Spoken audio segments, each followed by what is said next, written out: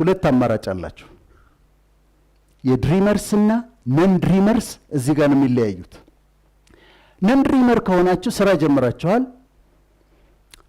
ቀጥ ብላችሁ ትሰራላችሁ። ከ3 ዓመት በኋላ መስሪያ ቤቱ ደሞዝ ይጨምርላችኋል፣ ደረጃ ይጨምርላችኋል። ሌላ 3 ዓመት ይጠብቅና ደሞዝ ይጨምርላችኋል፣ ደረጃ ይጨምርላችኋል። ወንድ ከሆንክ ሚስት ታገባለህ፣ 3 ልጆች ትወልዳለህ። ከዛ ሹመት እዛው መስሪያ ቤት ውስጥ እየጨመረ ይመጣል። የጡረታ ዕድሜ ይደርሳል። that's your story። ድሪመር ከሆናችሁ ግን ስራውን ከጀመራችሁ በኋላ ይሄ በ250 ኪሎ ሜትር ፐር አወር የሚኬደውን ታስቡበትና ሞተሩን ታስነሱና ትነደዋለህ። በኃይል በጉልበት ትነደዋለህ። ታነባለህ፣ ተጨማሪ ትምህርት ትማራለህ፣ ትሬኒንግ ትወስዳለህ፣ በፕሮፌሽን ታድጋለህ፣ ትጨምራለህ፣ መለወጥ አለብኝ ትላለህ። በኃይል ትነደዋለህ። ለህልማችሁ መኖር ስትጀምሩ መጀመሪያ ትቸገራላችሁ።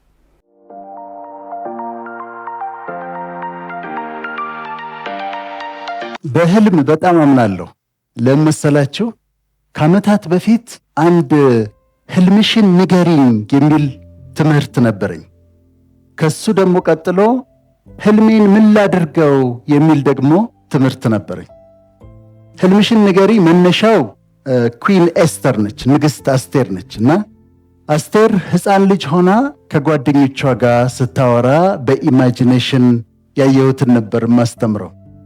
እና አስቴር መጨረሻ ንግሥት ነው የሆነችው። ከጓደኞቿ ጋር ያወራሉ። ያንቺ ህልም ምንድነው? ያንቺ ህልም ምንድነው ይባባላሉ። እና አንዷ ጓደኛዋ ምን ትላለች? እኔ በጣም ሀብታም ገበሬ ማግባት ነው የምፈልገው። በቃ ሰፊ እርሻ፣ ከብቶች ያሉበት በጣም ትልቅ ጎጆ ቤት ተሰርቶ እንዲህ ነው እኔ ማልመው፣ ይሄንን ነው ትላለች። ሌላዋ ደግሞ እኔ ደግሞ መነገድ ነው የምፈልገው፣ ልብስ መስራት ፈልጋለሁ፣ ግን የልብስ ነጋዴ መሆን ነው የምፈልገው እና በጣም ሀብታም መሆን ፈልጋለሁ ትላለች። ሌላዋ ጓደኛዋ እኔ እንኳን እዚህ ሀገር መኖር አይደለም የምፈልገው፣ ሌላ ሩቅ ሀገር ሄጄ የውጭ ሀገር ሰው አግብቼ ስኖር ነው ህልሜ ትላለች። ሁሉም ይናገሩና የአስቴር ተራ ይደርሳል። አንቺስ አስቴር ይሏታል። እኔ አልናገርም ትላለች። ንገሪኝ፣ ህልምሽን ንገሪኝ፣ ምንድነው ያንቺ ህልም ብለው ይሏታል።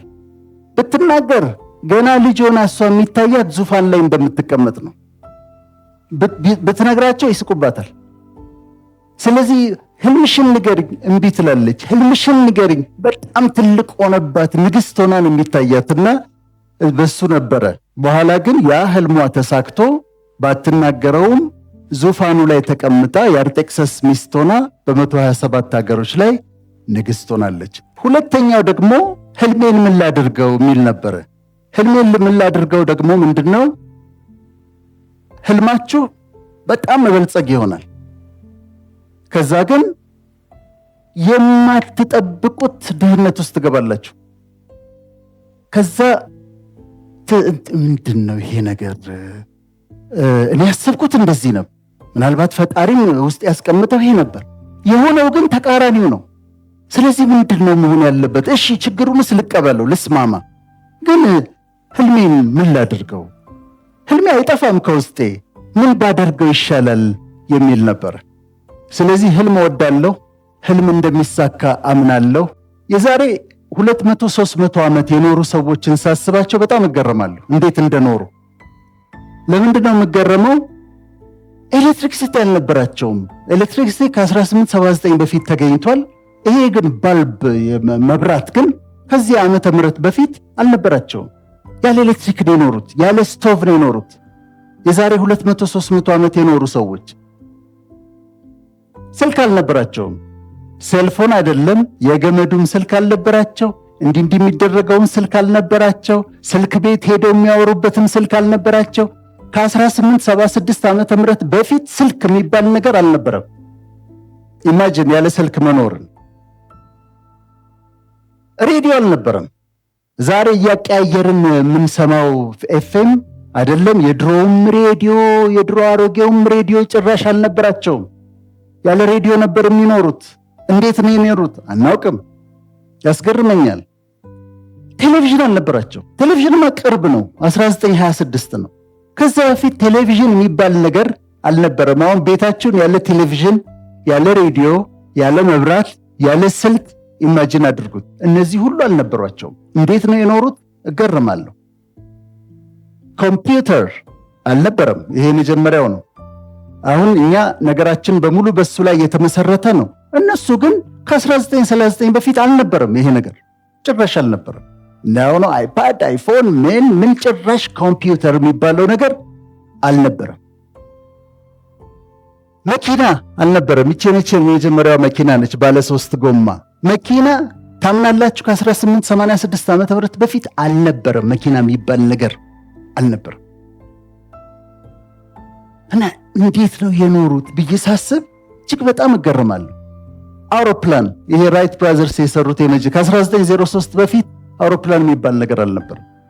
ስለዚህ ኮምፒውተር፣ መብራት፣ ሬዲዮ፣ ቴሌቪዥን፣ ስልክ ያልነበረበት ዓለም ከ300 ዓመት በፊት ነበረ። እነዚህን ቴክኖሎጂዎች ሁሉንም አፕሪሼት ባረግም እኔን ግን ትንሽ በጣም ኢምፕሬስ የሚያደርገኝ ኤርክራፍት ነው። በአውሮፕላን እገረማለሁ።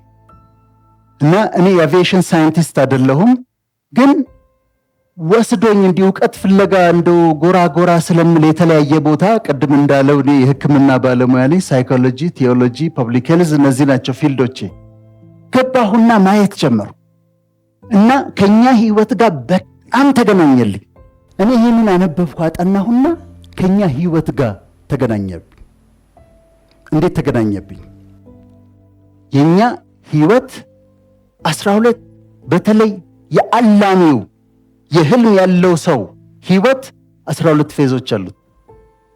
አሁን በደንብ አዳምጡ እናንተ አላሚዎች ስለሆናችሁ።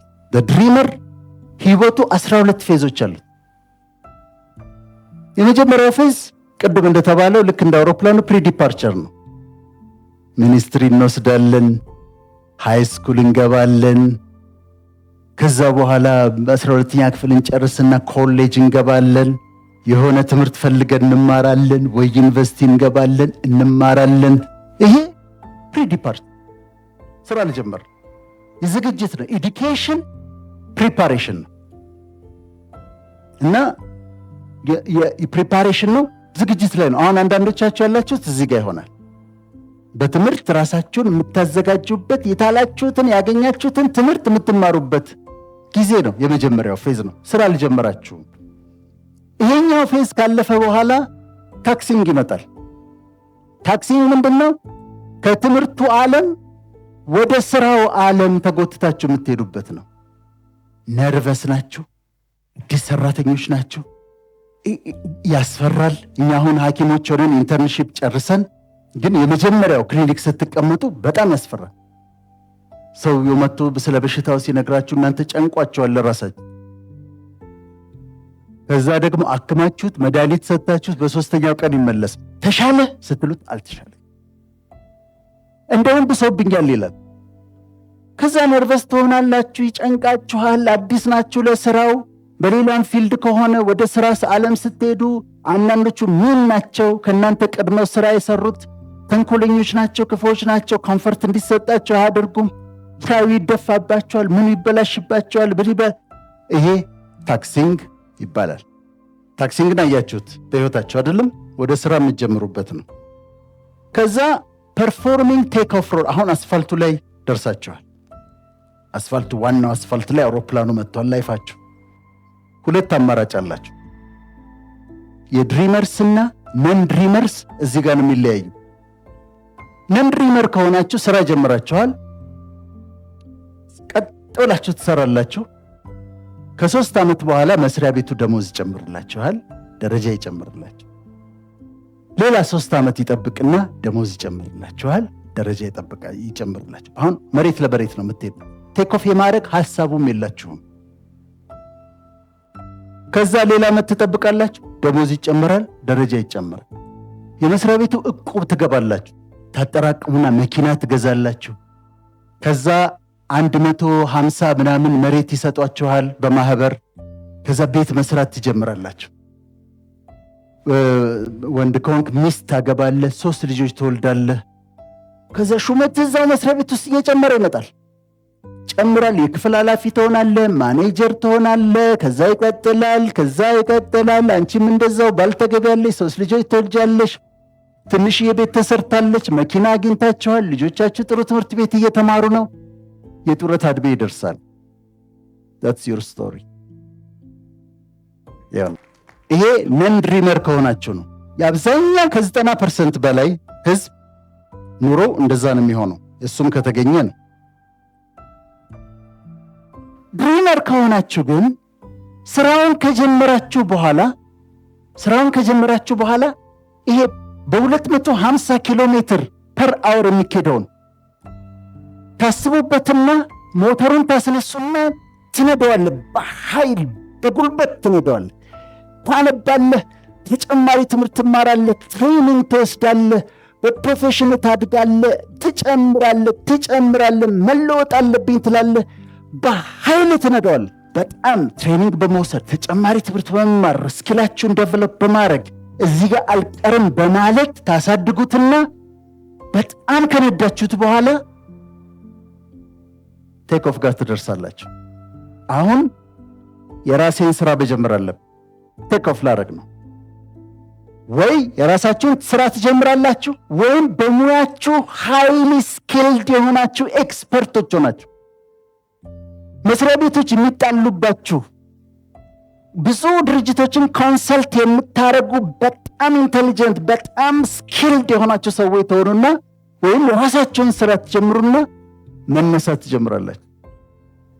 ግን ምን ይገዳደራቸዋል? ግራቪቲ ያለ ቅድም ቻሌንጅ ምናምን እያለ ሲመሰክር ሰምቼዋለሁ ወንድሜ። ግራቪቲ ጎትታቸዋል። ቴክኦፍ እንዳታረጉ፣ የራስን ነገር እንዳትጀምር፣ የራስ ቢዝነስ እንዳይኖር፣ ከፍ እንዳትል ግራቪቲው ይጎትታል።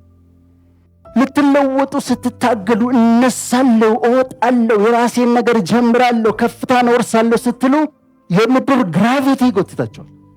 ታገላቸዋል። ትግላለሁ ቀላል አይደል። ፋይናንሻል ሴኩሪቲ አትሆኑም። አሁን የቅድሟ ደሞዟ ላይ ምንድነው? ወር ትጠብቃላችሁ፣ ደሞዛችሁን ትቀበላላችሁ፣ ሰላም ባጀት ታደርጋላችሁ፣ በሰላም ነው የምትኖሩት። አሁን ግን አድቬንቸር ፈለጋችሁ። ትምህርቱን አፕላይ አደርጋለሁ፣ ህልሜን እኖራለሁ አላችሁና እወጣለሁ ስትሉ ግን ይጎትታል። ፋይናንስ ችግር ይጎትታል። የሰዎች ኦፒኒየን አርፋት ሰራ ነበር እንዴ አንተ የራሴን ንግድ ጀምራለህ አታፍሪም እንዴ አንቺ ነው ይሏቸዋል። ስለዚህ ግራቪቲ ይጎትታቸዋል። እሱን ተቋቁማችሁ ይሄ ፓይለቶች የሚፈተኑበት ሰዓት ይሄ ነው። ብዙ ጊዜም አደጋ የሚደርሰው ቴክ ኦፍ ላይ ነው። ይሄንን ተቋቁማችሁ ስታልፉ ወደ ኢኒሻል ቴክ ኦፍ፣ ከዛ ወደ ኢኒሻል ክላይምብ ትሄዳላችሁ። ግራቪቲውን ተቋቁሜው አልፌያለሁ፣ እየወጣሁ ነው፣ አሁን ክላይምብ እያደረግኩ ነው ትሉና አሁንም የግራቪቲ ተጽዕኖ አለ ኢኒሻል ክላይምብ ላይ። የሰዎች አስተያየት አለ፣ ይወድቃል ይሏቸዋል። ተመልሶ ይመጣል። አሁን ተመልሶ አፕላይ ያደርጋል ይሏቸዋል። መስሪያ ቤት ዝም ብሎ አጉል ቪዥነሪ ነኝ ምናምን ብሎ ሚሊዮነር ነኝ ይላል፣ ቪዥነሪ ነኝ ይላል። በቃ ችግር ሳይገጥመውማ አይቀርም ይሏቸዋል። ከዛ ንግግሩ ብዙዎችን ይጥላል። ስለዚህ የሰዎች ኦፒኒየን፣ የሰዎች አስተያየት፣ የሰዎች ኔጌቲቭ መሆን ሊያወርዳችሁ ይፈልጋል። ግራቪቲውን ጥሳችሁት ትቸገራላችሁ። እመኑኝ፣ ለህልማችሁ መኖር ስትጀምሩ መጀመሪያ ትቸገራላችሁ። እኔ አሁን ለህልሜ ነው የምኖረው። 3 ማስተርስ ዲግሪ አለኝ፣ 1 ዶክትሬት ዲግሪ አለኝ። እነዚህ ኢንተርናሽናል ኦርጋናይዜሽንስ ጋር ብቀጠር በዶላር ነው የሚከፍል። ግን ጠዋት 2 ሰዓት እገባለሁ፣ ማታ 11 ሰዓት እወጣለሁ። ምን ሳረግ ውላለሁ? ቀኑን ሙሉ በኮምፒውተር ስጫወት ውላለሁ። ግን በዶላር ይከፍሉኛል። ከዚህ በፊት ነበር ጆን ሆፕኪንስ የሚባል ነበርና እዛ ሰርቻለሁ። እዛ ስንሰራ ቀኑን ሙሉ ምንም አንሰራም። ለኤችአይቪ ሕክምና ለሚሰጡ ነርሶችና ሐኪሞች ማማከር ተብሎ ነው ጆን ሆፕኪንስ የከፈተው። ቆንጆ ደሞዝ ይከፍሉናል። ተሽከርካሪ ወንበር ላይ ቁጭ ብለን በጣም ጥቂት ነው የምንሰራው። በኋላ ክፍለ ሀገር እስቲ እንሂድ አልኳቸው። ቲሙን መመራውን የነበርኩና ሄደን እዛ አክቹዋሊ ሄልዝ ሴንተርስ የሚሰሩትን ጠየቅናቸው። እንዲህ አይነት ሴንተር ማማከር ከፍተናል እና ምን አስተያየት ትሰጡናላችሁ አልናቸው። እኛ ምን ይሰራልናል ማማከር አሉ። እዚህ HIV መድኃኒት እየሰጠናቸው እየዋጡ ይሞታሉ። ምግብ የላቸውም። መድኃኒቱ ምግብ ያስፈልገዋል። እምትረዱን ከሆነ ምግብ ስጧቸው። የእናንተ ኮንሰልተንሲ ምንም አይፈልግም አለ። ስንመለስ እኔ ሪዛይን አደረግኩ። ለህልማችሁ ስትኖሩ የመጀመሪያው ፌዝ ላይ ክላይምፕ ስታደርጉ ይታገላችኋል። ገንዘብ ታጣላችሁ ምናምን። ያ ሴኪሪቲው የለም። ትግል አለበት። እሱም ማለፍ አለባችሁ። ይህንን ካለፋችሁ በኋላ ይሄ ወደ ክሩዝ አልቲቲዩድ ከፍታችሁ ወደ አለማችሁ ትልማችሁ ወዳለበት ከፍታ ላይ ትወጣላችሁ።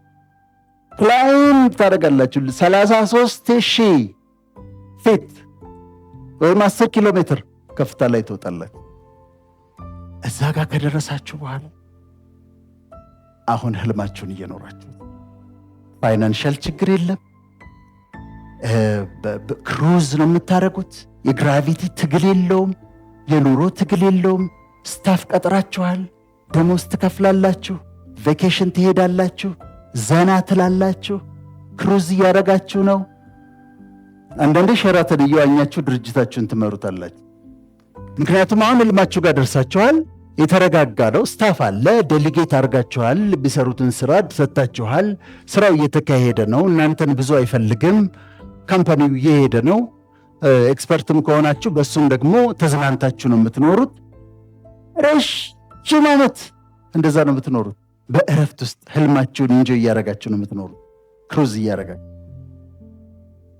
ከዛ ብዙ ዓመት ከኖራችሁ በኋላ 40 ዓመት 50 ዓመት ከኖራችሁ በኋላ ክሩዝ ካረጋችሁ በኋላ በጣም በደስታ ይቆይና ዲሴንት ይጀምራል።